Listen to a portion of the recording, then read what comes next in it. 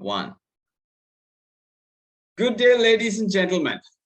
This is Watson Michael from Ceylon Institute of English and Leadership. And we have Dr. Robert Adams with us, an international best-selling author. He has authored 3 books and they're sold in over 14 countries.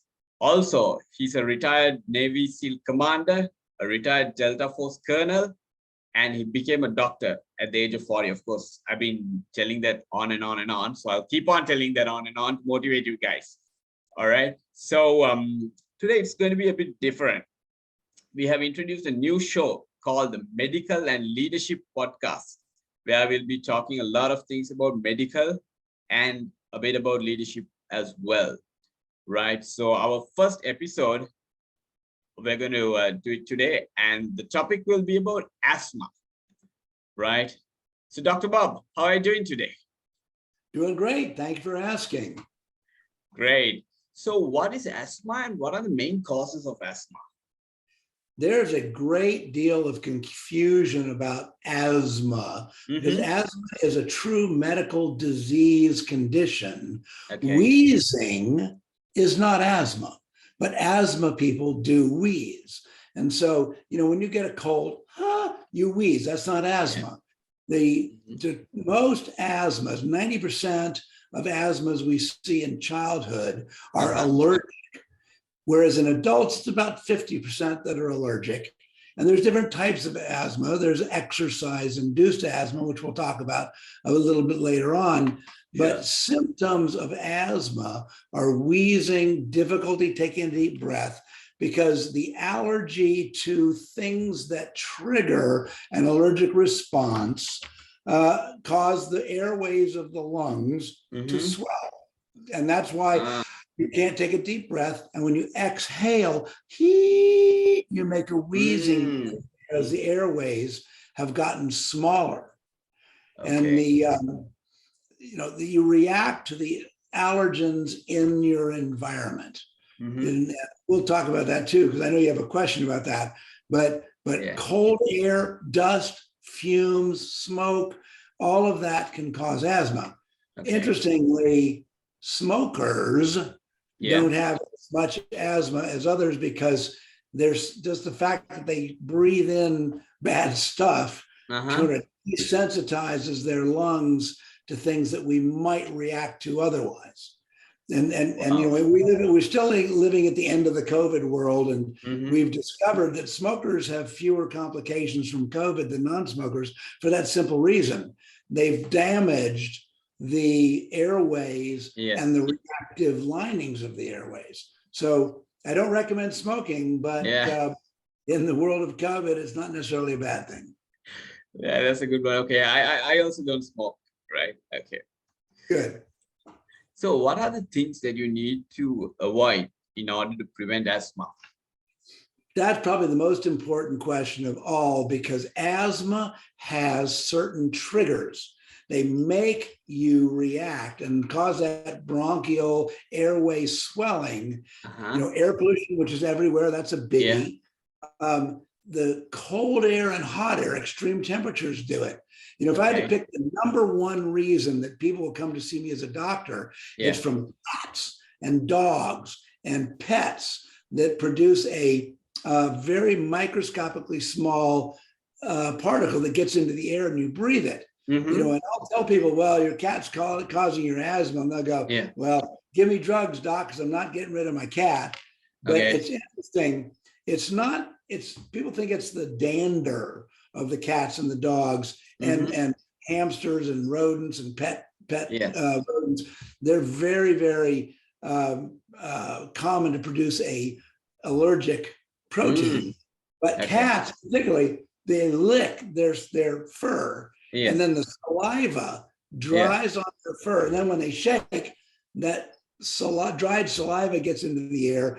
When you breathe it in, oh my gosh, the lungs are going, I'm sorry, this is not for me. And they react. Now, I mentioned earlier, exercise can do it. That is a non-allergic type of asthma. And I know a number of people that will tell me certain fragrances, perfumes, aftershave, they'll breathe it in and their lungs will just tighten up. Wow. And I'll tell you something that I've discovered myself Mm-hmm. because of my research in the areas of post-traumatic stress disorder with soldiers. Yeah. That is, if there is a high stress environment, Mm-hmm. small triggers can be much worse. And Yeah. there's a medical reason for that, because you're hyper oversensitive to reactions from things you get exposed to. Yeah. And that will get you every single time. Mm-hmm. So Wow. you have to be very, very careful about what you have around you. Keep the air clean. Air cleaners work really, really well. Watching the temperatures around you works really, really well. Yeah. And any infection, sinus infections, Mm-hmm. strep throats, any of all the COVID viruses. Every cold virus is a COVID virus. Yeah. All of this makes you more sensitive to things that you might be allergic to. Wow. Very interesting insights. Okay. So cat lovers, I'm sure you guys won't like it, but it's a fact. Okay. Right. Right. So we have noticed that especially in Sri Lanka and other Asian countries where the climate is tropical, when some people eat ice cream and have some chill stuff like more than required, they tend to get flu or asthma. So how can it be avoided? All right. So this is an important question because you mentioned ice cream. Yes. One of my research areas involves people in the world that are allergic to the protein in milk products. And that really represents about half of the world's population. If your skin is darker than mine, you probably have a sensitivity, an allergic response to the proteins in milk products, because Africans, Indians, American Indians, Eskimos, they didn't raise cows for food. So their ancestors never developed a tolerance for this strange protein. Oh. And if you eat ice cream or milk and you get eczema or asthma, that's your body telling you, I don't like this protein. Okay. And so be very, very careful. If you live in an area where skins are darker than mine, then you are probably genetically sensitive to proteins in milk products. And that's a problem because, the world tries to advertise milk as the perfect food. Yeah. For more than half of the world's population, it is not a good food. I have a doctor that taught me when I was a young resident that cow's milk is only good for baby cows. That's people should avoid it. Yeah. So that's a big part. Now, when you're also in a tropical environment, when it's hot and moist, areas like the African and the Brazil, South Americas, probably Sri Lanka, where you are, warm, moist areas are very conducive to mold growth. Okay. And so, you've got to look in your bathrooms, you've got to look at your floors, you got to make sure there's no black staining going on. Mold gets into the air very easily, gets into the air conditioning ducts very easily. And it will, if you breathe it in, it'll create an allergic reaction that is quite dangerous. And the other thing about hot and moist areas, and this is why you want air conditioning in your home if you live down south where I do, is there's dust mites. Okay. Microscopically small insects that live in our pillows and our mattresses. Yes. And then we're not allergic to dust mites. Same thing with cockroaches. We're not allergic to cockroaches, but cockroaches, which are everywhere in every country in the world, and dust mites, which are everywhere in every country of the world, they eat dead skin and then they poop. And it's the poop that you're allergic to. It creates this very small, microscopically small dust that when you shake the pillow, you shake your sheets, it gets in the air, you breathe it in. And now you get an asthma type of reaction. So I tell all of my patients with asthma, change your sheets every week, wash it in hot water with bleach, because you're trying to kill the dust mites that live in our sheets and pillowcases. And get a plastic cover your mattress, get a plastic cover for your pillow, so that the dust mites can't get out. They die of starvation because they can't get your skin, to eat, and they'll die all by themselves. Wow. Interesting. Super interesting insights. Okay, I didn't know about that until now. Okay, great. So what are the kinds of inhalers people need? And is there a way to use those inhalers? So it's a wonderful thing. Over the last 20 years, we have developed a new knowledge about the causes and the cellular reactions that the body goes through when it gets an allergic asthma type response. Okay. Now, the most common, and it's been around for 40 years, medicine is steroids. So prednisone has been given in emergency rooms and IVs, pills, but it's a very strong, it's like hitting you with a sledgehammer. Yeah. So we need inhaled steroids or inhaled corticosteroids, like betamethasone is probably the most effective. So people that we know are allergic to cats but won't get rid of their cats, well, we give them an inhaled steroid, and morning and night you breathe in the steroid. And what that does, it turns off the sensitivity of the linings of your lungs. So when the bad stuff is breathed in, it doesn't react so badly. So that's a preventative medicine. And people, when they're unable to get out of an environment where there are allergens, they'll take your betamethasone inhaler every day. And you breathe it in and you let it settle down, and it just desensitizes your lungs. Now, if that's not enough, and it usually is not, people with real asthma, the kind that people that end up in the emergency room, they need something called a beta agonist. Okay. Albuterol is probably the most famous worldwide. If you see people, on TV, they're, I've got to breathe in my medicine. Yeah. They're breathing in albuterol or a beta agonist. They're breathing in a quick acting, need it now, emergency rescue medicine, and it works. Because what it does is it opens up the airways. It dilates those constricted pathways so air can get through. But interestingly, we used the chemistry of these medicines, and we figured out how to make them last longer. So the most effective combination medicine is the betamethasone steroid, turn off inflammation, and then a twice a day inhaler that keeps the airways open. And of course, if you're taking both of those and you walk by a diesel truck and boom, boom, boom, boom, you get exposed to the gases and you can't breathe, then you pull out your rescue inhaler and you use that. Wow. So those are three: short acting, beta agonist, long acting, and then the steroids. But brand new in the last decade, because of the science we've discovered about a chemical called a leukotriene. Leukotriene, if you look it up, it is in an inflammation pathway called the interleukins. So the interleukins 1, 2, 3, 4, and 5 have all been chemically identified. And we've discovered that it is the interleukin chemicals that tell our white blood cells, like eosinophils, which is a type of allergy response white blood cell, what to do. It turns them on.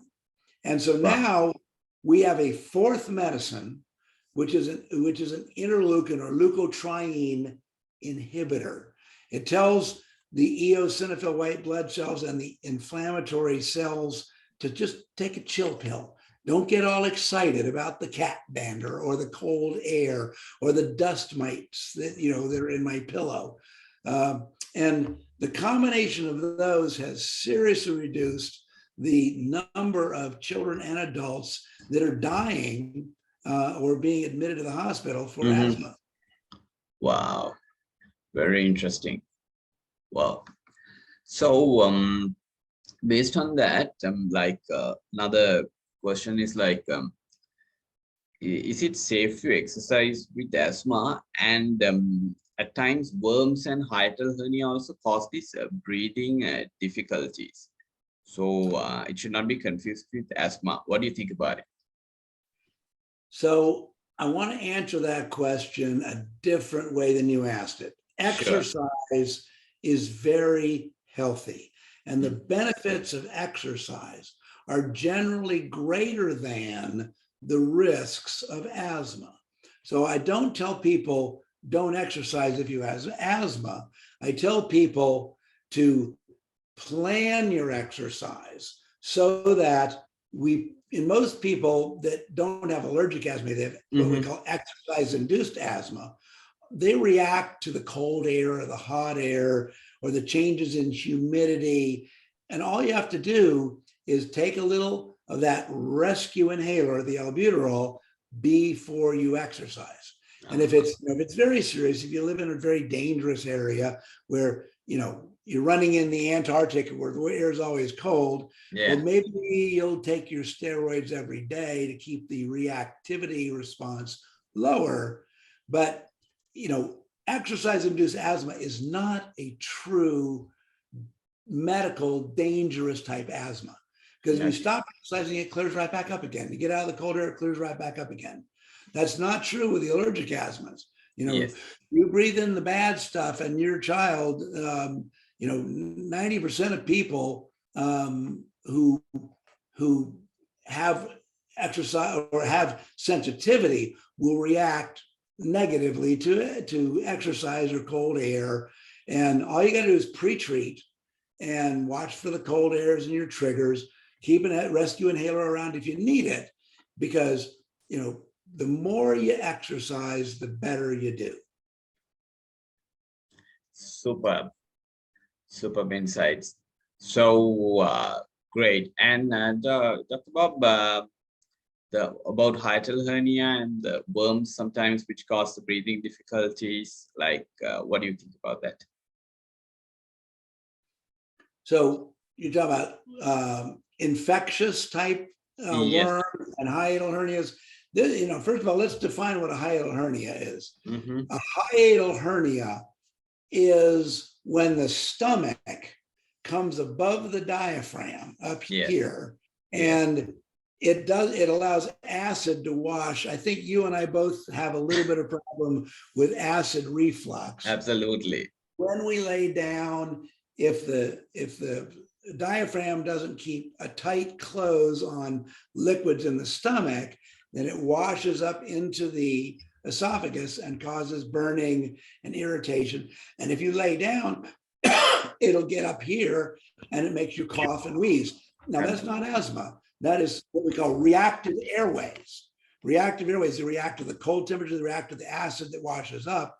So if you have a hiatal hernia, and women that have had more than one child from pushing, they'll get hiatal hernias. Military men like myself do a lot of sit-ups. We can get a hiatal hernia where the stomach doesn't keep the acid where it's supposed to be.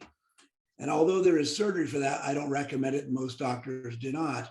So it doesn't cause what we call a true asthma. It causes reactive airways. Now, you mentioned, infections with certain intestinal worms. There's hookworms and things that you can get in your food and in the soil. And those worms can affect the stomach and the intestines, and again, create this is interesting. It creates an overproduction of those white blood cells called eosinophils. Okay. When you go see your doctor and go, am I allergic? And he does a test and your white counts not high, but your eosinophils are, you may have a worm or a fungus infection. And that's a key indicator, because eosinophils fight allergic things and infectious things like worms. Wow. Excellent insights. Thank you very much for that. And the final thing is, what is the message to all the Dr. Robert Adams fans worldwide? All right. First thing I tell everybody worldwide is buy my book. Absolutely. Right. Swords and Saints, The Doctor's Journey. Make sure you read it. It's got 72 chapters of fun and exciting stories on there. at swordsandseals.com, also on audiobook. But if you want to you don't want to read my book, you just want to know what I want you to remember about asthma, it is very simple. Nowadays, in every country of the world, we can do a blood test on your child or on you, and it will tell you exactly what you're allergic to. It'll tell you what foods you're allergic to and what environmental allergens you're allergic to. It tests for trees and leaves and molds and flowers. It tests for wheat and milk and eggs, all of the common foods that people are allergic to.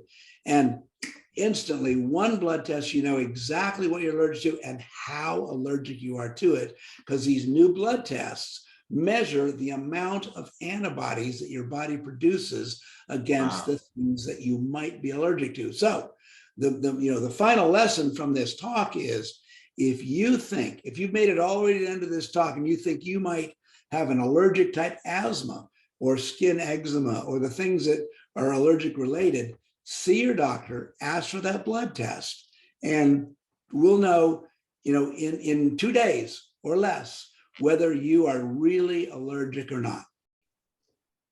Technology is out there, please use it. Absolutely. So technology is out there. And thanks, Dr. Bob, for doing this podcast with us. And we thank all our fans. Also, don't forget to check out his book, Swords and Saints. It's a very interesting book and very easy to read book. You can get it on Amazon Kindle. All right. So you will have it for a lifetime on Amazon Kindle. Right. So thank you and all the best. Absolutely. And thanks again.